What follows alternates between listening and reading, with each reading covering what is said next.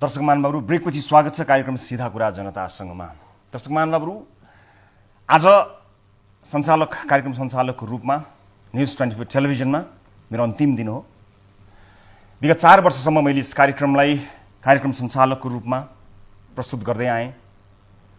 यस बीचमा सम्पूर्ण news 24 television परिवार, सम्पूर्ण न्यूज 24 टेलिभिजनको जुझारू समूह, प्राविधिकहरू र सबै जति पनि सदस्यहरू छन्, उहाँहरूको साथ, सहयोग, माया, विश्वास, प्रेरणा, हौसला नभएको भए आज यो कार्यक्रमले यो उचाइ प्राप्त गर्ने थिएन। यो कार्यक्रमले केही सफलता प्राप्त गरेको छ भने त्यो सफलताको श्रेय हाम्रा टोलीका यी सबै सदस्यहरूलाई बाँड्न चाहन्छु र थोरै बचेको केही छ भने मात्रै त्यसलाई आफ्नो भागमा सुरक्षित गर्न चाहन्छु। टेलिभिजनमा तपाईले मलाई देखेका कारणले सबै यसैले गरेको हो कि भनेर कहिलेकाहीँ ठेगी नसक्नुको माया दिनुहुन्छ, ठेगी नसक्नुको विश्वास दिनुहुन्छ। त्यो कदापि होइन, कदापि होइन। म त्यसलाई प्रस्तुत गर्ने प्रस्तुता हुँ, तर ती सामग्रीहरू तयार गर्नको निमित्त यहाँ मात्र होइन, देशैभरि रहनुभएका हाम्रा जुझारू टिभी जर्नलिस्टहरू साथीहरूले अहोरात्र मेहनत गर्नुभएको छ।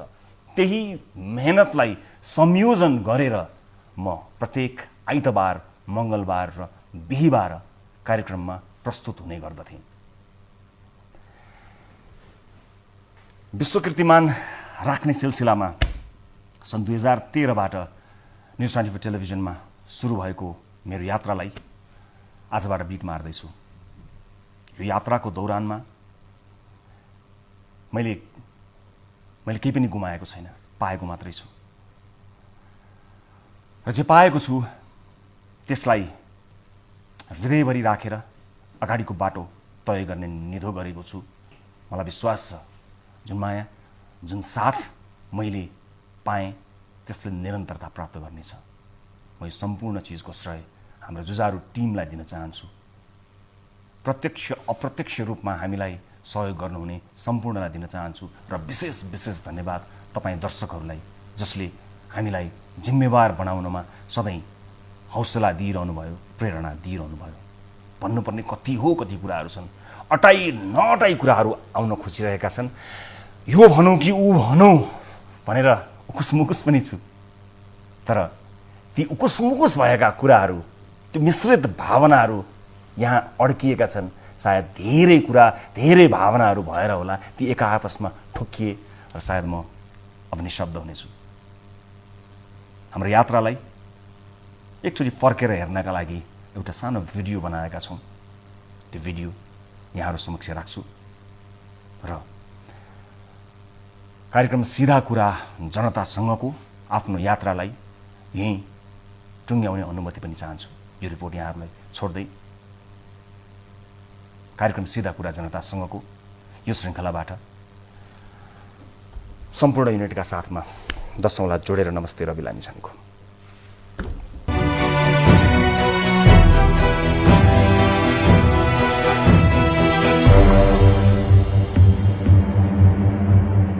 यो देशको मुख्य मान्छे को हो? राष्ट्रपति, प्रधानमन्त्री, मन्त्रीहरू वा सांसदहरू? प्रधानमन्त्री बनेको मान्छे मुख्य हो कि प्रधानमन्त्री बनाउनेहरू मुख्य हुन्? सांसद बनेकाहरू मुख्य हुन् कि सांसद बनाउनेहरू मुख्य हुन्? नेता बनेकाहरू मुख्य हुन् कि नेता बनाउनेहरू मुख्य हुन्? बनेकाहरू मुख्य हुन् कि बनाउनेहरू मुख्य हुन्?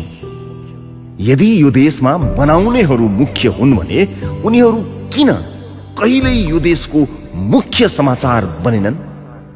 जनताको समाचार किन मुख्य समाचार बनेन? यही प्रश्नको उत्तरको रूपमा सुरु भयो कार्यक्रम सीधा कुरा जनतासँग।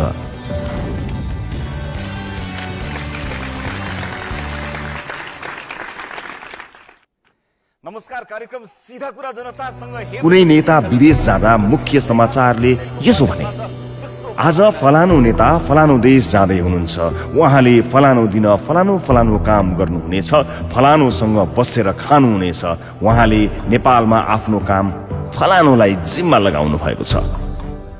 तर मुख्य समाचारले यसो भनेन। आफ्नो बच्चाको बोर्डिङको फिस तिर्ने पैसा किन्न आज एउटा जनताको छोराले आफूलाई बेचेको छ। ऊ आज परदेश जाँदैछ।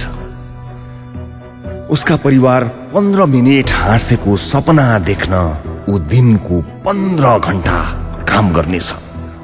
घरमा ऊ नभएका बेला उसको साटो समयमै घर फर्किदिने जिम्मा उसले घामलाई लगाएको छ। यदि यो देशमा बनाउनेहरू मुख्य हुन् भने उनीहरू किन कहिल्यै यो देशको मुख्य समाचार बनेनन्? राष्ट्रपतिको गलैँचा मुख्य समाचार बन्यो, तर परदेशमा मालिकको गलैँचामा झरेको नेपाली चेलीको आँसुले ठाउँ पाएन। यदि यो देशमा बनाउनेहरू मुख्य हुन् भने उनीहरू किन कहिल्यै यो देशको मुख्य समाचार बनेनन्? त्यसपछि हामीले निर्णय गर्यौं हाम्रो कार्यक्रमको केन्द्रमा जनता र उहाँहरूको दुःख र समस्या हुनेछन्। तर हामी जनताका समस्या र दुःख देखाउने मात्रै छैनौं, बरु जनताले फेरि त्यही दुःख देख्न नपरोस् भनेर काम गर्नेछौं। अनि यसरी सुरु भयो सिधा कुरा जनतासँगको यात्रा। सुनिदिने कोही छ भन्ने थाहा पाएपछि चुपचाप सहेर बसेकालाई पनि पीडा सुनाउने आँट आउँदो रहेछ। त्यही आँटले सिन्धुपाल्चोककी हाम्री चेली कविता तामाङले इराकबाट हामीलाई सम्पर्क गरिन्। हाम्रो नेपालको दलालहरूले चाहिँ हामीलाई इराकको त्यो बागदादमा बेचेको रहेछ, कति $13,000 लिएर। सबैजना 16 घण्टा काम गर्नुपर्छ।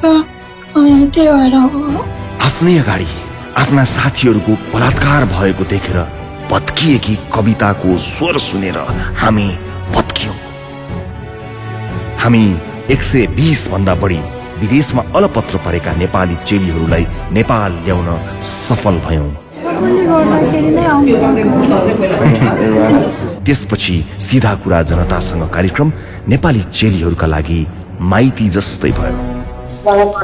पठाएको दुबई भनेर अनि अहिले चाहिँ सिरियामा छ, आएको 2 वर्ष भइसक्यो। 1,80,000 मात्र दियो। अनि कति ऋण लागेछ तपाईलाई? मलाई अहिले 30 लाखको कागज। पहिले गरीबलाई ठगेर विदेश पठाउनेहरू भेटेका थियौं, पछि गरीबलाई ठग्नका लागि विदेश पठाउनेलाई भेट्यौं। पहिले गाउँमै ठग्ने मान्छे भेटेका थियौं, पछि गाउँ नै ठग्ने मान्छे भेट्यौं। 30 लाख के हमरा 2 लाख लिएको 30 लाख का कागज 30 लाख के बना दिल के कागज।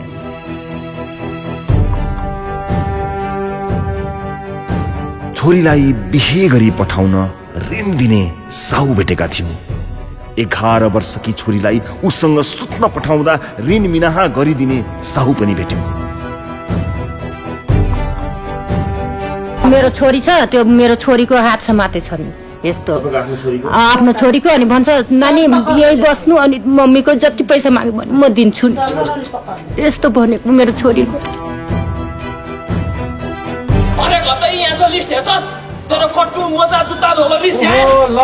अवस्था सुधारका लागि आएकाहरूलाई आफ्नै पिसाब आफैलाई चाट्न लगाउने सुधार गृह भेट्यौं। 8 घण्टा 9 घण्टा पिसाब बेन्ड गरेर पिसाब थाम्न नसकेर मेरो एकचोटि पिसाब चुहिएको थियो। र त्यो पिसाब चुहिँदाखेरि चाहिँ अब तैँले यो पिसाब चाटिनुहोस् भने म तँलाई पिट्छु, यो पिसाब चाट्नुपर्छ भनेर मलाई आफ्नो पिसाब पनि चटायो। दुर्व्यसनीको एउटा रोगबाट सुधार गर्न राखिएकालाई दर्जनौं रोग लागुन्जेल शास्ति भेट्यौं। बाँच्न सिकाउनु पर्ने ठाउँमा मर्न मन लाग्ने अवस्था बनाइरहेको पीडा भेट्यौं। अन्डरवेयर, जुत्ता, मोजा धुन आउँछ र ल्याएपछि यसरी राख्नुपर्छ लिस्टमा है, किनभने कपडा हरायो नि पछि भाटा खानु पर्यो नि त, होइन? त्यस्तो हुन्छ यहाँ। त्यसपछि देशभरका सुधार गृहको संरचना सुधारका लागि गृह मन्त्रालयले सर्कुलर नै जारी गरेको थियो, अनि यातना दिने सुधार गृह बन्द भएका थिए।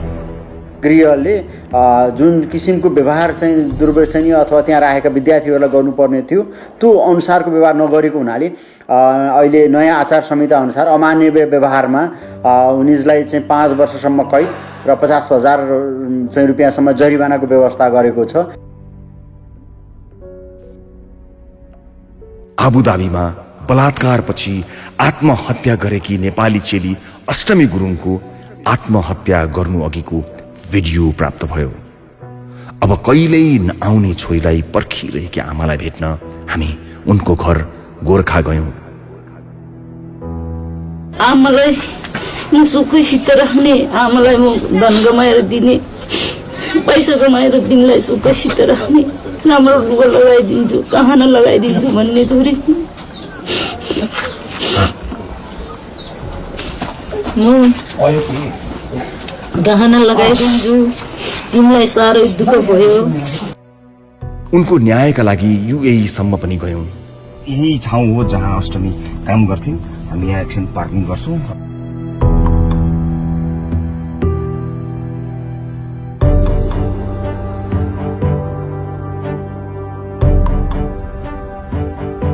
छोरी बचाउन नसकेपछि उहाँहरूमा हाम्रो पनि कोही छ भन्ने आशा बचाउने प्रयास गर्यौं।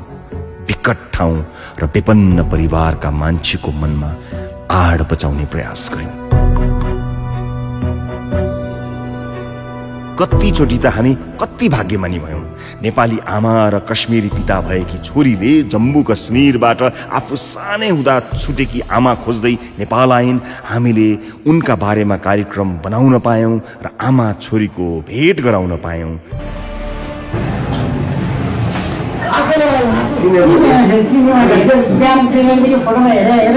सीमाले छुट्याउँछ, हामीले सीमाहरूलाई जोड्न पायौं।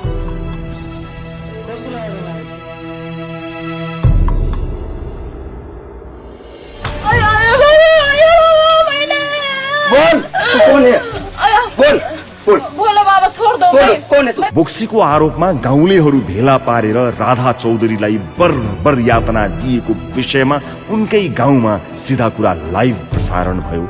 मान बाबु, त्यही ठाउँमा म यहाँ उभिएको छु जुन ठाउँमा राधा चौधरी माथि त्यति लामो समयसम्म निर्घात कुटपिट भएको थियो। यातना दिने झाँक्रीलाई समेत कारबाही भयो। हामीले पीडालाई परबाट अन्दाज गर्न खोजेनौं, सकेसम्म नजिकबाट आभास गर्न खोज्यौं। यसले गर्दा कतिचोटि हामी आफैलाई सम्हालिनै गाह्रो पनि भयो। हिजो हामीले दुईजनालाई बोक्सी आरोप कसरी तथा सजाय 2072 अन्तर्गत म्याद थप गरिसकेका छ र अर्को एकजना हिजो बेलुका पक्राउ परेको थियो।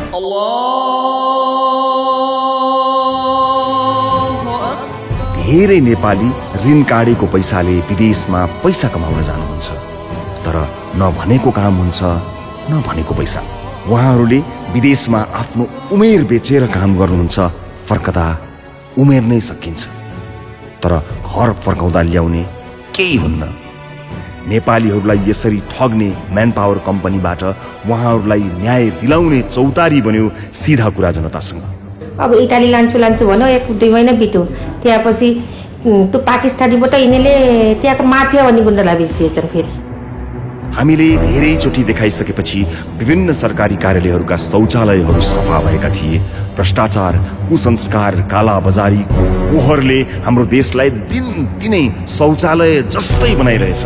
देखाइसकेपछि सफा हुन्छ कि भन्ने आशाले हामीले देशभरि यी थरी थरीका फोहोरहरू देखायौं, सम्बन्धितहरूलाई सोध्यौं। एउटा हदसम्म त हामीले देखेका र देखाएका समस्याहरूलाई हल गर्यौं, तर यस्ता समस्याहरू दिनदिनै बढिरहेका छन्। अब हामीले राज्यका नीतिहरूमा भएको फोहोर पनि पखाल्नुपर्ने दिन आएको छ।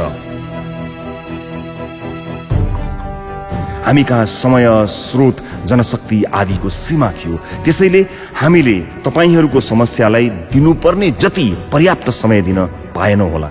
देख्नुपर्ने जति ठाउँमा देखेनौं होला, पुग्नुपर्ने जति ठाउँमा पुगेनौं होला, या समयमा पुगेनौं होला। तर अब हामी तपाईको झन् नजिक आउन चाहन्छौं। तपाईको आवाजलाई अझ बुझिने गरी सुनाउन चाहन्छौं। तपाईको चित्रलाई अझै चिनिने गरी देखाउन चाहन्छौं। त्यसका लागि हामीले अब अलि विशेष तयारीमा लाग्नुपर्नेछ। त्यसैले सिधा कुरा जनतासँगको यात्रा आजबाट केही समयलाई रोकिएको छ। यसो भनिरहँदा हामीले लामो श्वास फेर्नु परेको छ कि अब हाम्रो भेट केही समय हुने छैन। तर यो लामो श्वास फेर्नु भनेको यात्रीले चौतारीमा लामो सास फेरे जस्तै हो। यात्रीले चौतारीमा एकछिन आराम गरेपछि अघिको यात्रा झन् जागरिलो भएर तय गर्छ।